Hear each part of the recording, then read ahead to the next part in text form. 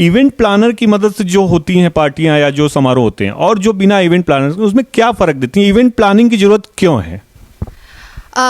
एक बात बताइए, अगर आपके थाली में आपको दाल के ऊपर, चावल के ऊपर, सब्जी के ऊपर सारी चीज़ें दे दी जाए, वो कैसा लगेगा? अगर उसी चीज़ को आप एक कटोरी में सजा के खूब सुंदर से क्रॉकरी में यूज़ करके दिया जाए तो उसका प्रेजेंटेशन कितना खूबसूरत हो जाता है। खाना स्वाद होगा कि नहीं होगा, आपका खाने का मन तभी करेगा जब वो सुंदर से सजावट के साथ आए।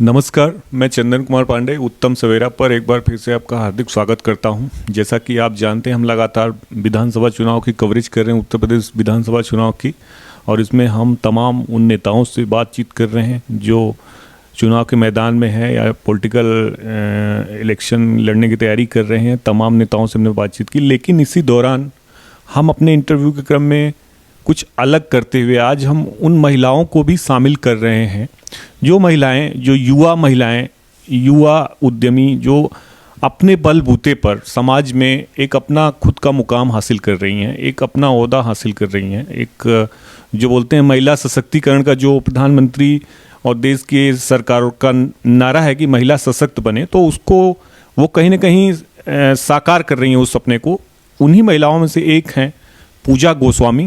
पूजा गोस्वामी के बारे में मैं बता दूं कि ये वाराणसी की उभरती हुई महिला उद्यमी हैं और अपने दम पर, अपने बलबूते इन्होंने एक इवेंट प्लानिंग सेक्टर में इवेंट प्लानिंग का बिजनेस खड़ा किया है। तो आइए सीधे उनसे बातचीत करते हैं और जानते हैं कि उनकी क्या सोच है इस बिजनेस के पीछे।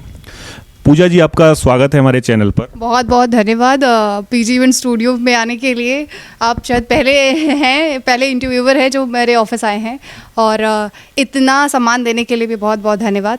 बिल्कुल, हम आपसे कुछ सवाल पूछेंगे कि आपकी सबसे पहले तो आप हमें अपने बारे में बताएं कि पढ़ाई लिखाई कहाँ से हुई, कैसे हुई, फिर कैसे सोचा इस बिजनेस के बारे में, थोड़ा सा हमें बताएं। मैं बेसिकली बनारस से ही हूँ, लेकिन अपनी पढ़ाई के लिए जब मैंने स्कूलिंग सनवीम से की है और उसके बाद मैं गई दिल्ली। नोएडा से मैंने बीबीए किया है, फिर एमबीए किया है, फिर मैंने इवेंट में भी डिप्लोमा किया है, उसके बाद बहुत सारे इंटर्नशिप्स किए हैं। और जब मैं बीबीए के टाइम में थी, मुझे, क्योंकि मैंने देखा है, मैं बचपन से ही ना सभी के लिए सरप्राइजेस प्लान करती थी, सभी के लिए सेलिब्रेशन प्लान करती थी, और मुझे बहुत मज़ा आता था। और ऐसा बोलते हैं कि जिस चीज़ में आपको मज़ा आए आपको वो करना चाहिए, ठीक है। लेकिन क्योंकि कॉलेज लाइफ के टाइम जब आप ऐसी चीज़ें बोलते हो ना कि आप वो करना चाहते हो, you want to follow your dreams, आप अपने ड्रीम्स को जीना चाहते हो, तो सामने वाले बोलते हैं कि ये हॉबी के लिए ठीक है लेकिन इसको आप करियर नहीं बना सकते। तो मैंने वो बात मान भी ली थी। फिर मैं अपने वाराणसी आई और फिर उसके बाद मेरा ना रह नहीं गया, मैंने फैमिली बिजनेस ज्वाइन किया। लेकिन कुछ टाइम के बाद ऐसा लगा कि नहीं, वाई नॉट, एक बार शुरू करते हैं। अगर फेल हुई तो ठीक, लेकिन शुरू करना बहुत ज़रूरी था। ये मैं हर किसी को भी ये बात बोलूँगी कि कभी भी आप बैकआउट मत होइए, एक बार शुरू करके देख लीजिए। अगर वो चल गया तो बहुत अच्छी बात, नहीं चला तो ठीक है। आपसे जानना चाहेंगे कि ये आपने, जैसे पूर्वांचल का इलाका है जो उत्तर प्रदेश वाराणसी के आसपास का, यहाँ पे लोग शादी विवाह जो भी पार्टियां करते थे तो बहुत कम लोग ऐसे होते थे जो इवेंट प्लानर की मदद लेते थे। तो आपको संशय नहीं लगा, डर नहीं लगा कि ये हम कर रहे हैं बिजनेस तो कहीं इसकी डिमांड ना हो, कहीं घाटा ना हो, ऐसा कुछ मन में आया? फिर आपने कैसे इसको स्टार्ट किया? नहीं, क्योंकि मैं जहाँ पर भी गई वहाँ पे ना मुझे क्रिएटिविटी नहीं नज़र आती थी। पैसे तो बहुत सारे लोग खर्च करते हैं, मतलब हर जगह एक का चार पैसा। हम हमेशा हम किसी ओकेजन के लिए साड़ी भी लेने जाते हैं ना, तो अब हम वो 500 से मेरी बजट 2000 पे चली जाती है।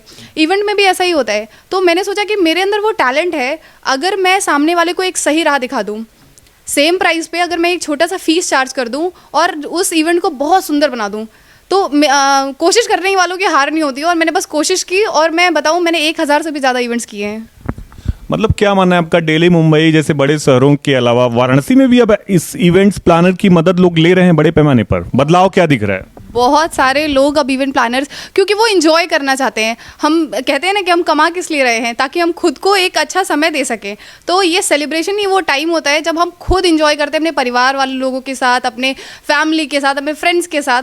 तो इसीलिए बोलते हैं भैया इवेंट प्लानर हायर करो, उनको एक फ़ीस दे दो, उनको सारी चीज़ें आप एक बार नहीं मीटअप करके अपनी चीज़ें फाइनल कर लो, उसके बाद आप सारे इवेंट, सारे फंक्शन, सारी चीज़ें इंजॉय करो। अच्छा पूजा जी, जैसे हम ये आपसे जानना चाहेंगे, पहले भी यहाँ शादी विवाह होते थे, हम लोग तो बहुत लंबे समय से देख रहे हैं, तो अब उसमें इवेंट प्लानर की मदद से जो होती हैं पार्टियां या जो समारोह होते हैं और जो बिना इवेंट प्लानर, उसमें क्या फ़र्क देती हैं? इवेंट प्लानिंग की ज़रूरत क्यों है? एक बात बताइए, अगर आपके थाली में आपको दाल के ऊपर, चावल के ऊपर, सब्जी के ऊपर सारी चीज़ें दे दी जाए, वो कैसा लगेगा? अगर उसी चीज़ को आप एक कटोरी में सजा के खूब सुंदर से क्रॉकरी में यूज़ करके दिया जाए तो उसका प्रेजेंटेशन कितना खूबसूरत हो जाता है। खाना स्वाद होगा कि नहीं होगा, आपका खाने का मन तभी करेगा जब वो सुंदर से सजावट के साथ आए। तो वो है इवेंट प्लानर का तड़का। अच्छा, वाराणसी या इधर जो पूर्वांचल उत्तर प्रदेश की जो मतलब लखनऊ के इस साइड, पूर्वांचल में खास करके जो लड़कियां होती हैं उनके अंदर टैलेंट होता है, पढ़ी लिखी भी होती हैं, लेकिन वो अपना व्यापार, अपना बिजनेस स्टार्ट करने में कहीं ना कहीं डरती हैं, हिचकती हैं, जो भी हो। तो क्या मानती हैं लड़कियों को कैसे इस फील्ड में जो आना चाहती हैं उनके लिए क्या आप मानती हैं, कैसे क्या करना चाहिए उनको? जैसे सबसे पहली चीज़, सीखने में बिलीव रखना चाहिए। हमें हमेशा होता है मतलब ये हमें ना बचपन से बताया जाता है कि भैया आप पढ़ाई कर लो, उसके बाद एक अच्छी सी नौकरी ले लो और उसके बाद से ऐसा नौकरी लो कि जो 9 से 5 हो और उसके बाद अपने घर परिवार को भी थोड़ा टाइम दे दो। लेकिन जो लोग खुद का करना चाहते हैं उनको सीखना बहुत ज़रूरी है। जब तक आप अपने अंदर गुण नहीं डालेंगे, आप पैसा कैसे मांग सकते हैं? उनको डर लगा रहता है कि कहीं हम सफल हुए, असफल हुए, तो इस पे क्या, वो कैसे अपने डर पे कैसे काबू पाएं? देखिए, असफल तो आप अभी भी हैं। अगर आपने कोशिश नहीं की है तो असफल तो आप अभी भी हैं, लेकिन अगर आप कोशिश करेंगे तो जीत ज़रूर मिलेगी। इस बात की गारंटी मैं खुद दे रही हूँ, क्योंकि मेरे फैमिली मेरे साथ खड़ी हुई थी। और ये ज़रूरी है, मैं हर पेरेंट्स को भी ये बात बोलूँगी कि आप फाइनेंशियली सपोर्ट करें ना करें, लेकिन अगर इमोशनली अगर आप उनके साथ हैं ना, तो सामने वाला कर ले जाएगा। पूजा जी, जैसे महिलाओं को लेके आप लोग बिजनेस सेक्टर में हैं, काम कर रहे हैं लगातार, महिलाओं को लेकर के आज तमाम सरकारें दावा कर रही है कि हमने महिलाओं के लिए ये किए, वो किए, तमाम लोन स्कीम दी उनको व्यापार करने के लिए, लेकिन महिलाओं की स्थिति में बदलाव नहीं आ रहा है। चाहे गवर्नमेंट सेक्टर में जॉब्स की बात हो या प्राइवेट सेक्टर में, आज भी ज़्यादातर महिलाएं बेरोजगार हैं। क्या मानती है उतनी तरक्की हुई है जो सरकारों का दावा है अपने उत्तर प्रदेश की या देश में महिलाओं की तरक्की को कितना देखती हैं? क्या होना बाकी है या आप कितना मानते हैं? देखिए, कुछ तो गवर्नमेंट ने हमारी मदद की है कि हम आगे निकल कर आए। जैसे मैं बताऊं, मैंने भी जैसे आपने लोन की बात की, तो लोन से भी मुझे बहुत मौका मिला कि मैं अपने बिज़नेस को और ग्रोथ दे सकूं। दूसरी चीज़ ये कि बहुत हद तक ना हम खुद को कमज़ोर बना लिए हैं। हमें प्रोसेस नहीं पता है। हमें ये पता है कि गवर्नमेंट हमें सपोर्ट करने के लिए ये स्कीम निकाली, वो स्कीम निकाली, लेकिन वो स्कीम की ट्रेनिंग नहीं मिली कि हमें वो स्कीम लेनी कैसे है, वो स्कीम तक पहुँचना कैसे है। उसके बीच में जो बिचौलिया आ जाते हैं, तो उनसे हमें डर लगता है कि भैया अगर हमें 2 लाख रुपए की भी ज़रूरत है तो हमें किसी को 50,000 रुपये भी देना पड़ेगा। प्रधानमंत्री नरेंद्र मोदी जी तो तमाम महिलाओं के लिए वो लगातार प्रयास कर रहे हैं, बेटी बचाओ बेटी पढ़ाओ, चाहे महिलाओं को आत्मनिर्भर बनाने के लिए तमाम तरह के लोन स्कीम हैं। तो उसका कितना असर देखती हैं? क्या उसका वाकई असर हो रहा है आपके अनुसार? मेरे अनुसार तो बहुत हो रहा है, क्योंकि अब मैं देखती हूँ कि मोर देन 25% वुमेन एंटरप्रेन्योर्स इस साल ग्रो की हैं। मेरे अपने ही, अगर मैं अपने ही सेक्टर में देखूँ, ऐसे बोलते हैं कि ये मेल डोमिनेटिंग सर्विसेज है, लेकिन मेरी फील्ड में मेरे जितने 7 लोग टीममेट्स हैं, मोर देन 100 हैं, और इसमें 80% लड़कियाँ हैं। तो इससे ज़्यादा क्या आप ग्रोथ देखोगे? मतलब सारी लड़कियाँ काम करती हैं हम लोग।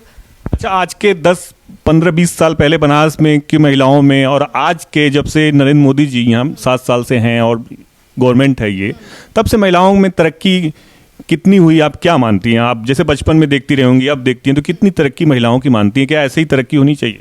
हाँ, मुझे तो मैं बहुत सपोर्ट करती हूँ इस चीज़ में कि महिलाओं की बिल्कुल तरक्की होनी चाहिए। और अगर हम भी उनका सपोर्ट देना शुरू करें, उनको मतलब उनको शिक्षा देना शुरू करें बेसिकली, कि अगर तुम कुछ सपना देख रही हो तो वो सपने को पूरा कैसे किया जा सकता है। एक मेंटोर होना बहुत ज़रूरी है। अगर कोई मेंटोरशिप देना शुरू करे ना, तो वुमेन एंटरप्रेन्योर्स को आगे बढ़ने से कोई नहीं रोक सकता। और वैसे भी उसकी ग्रोथ बहुत हद तक बहुत आगे मौजूदा समय में वो मिल रही है। वो मिल रही है, बिल्कुल मिल रही है।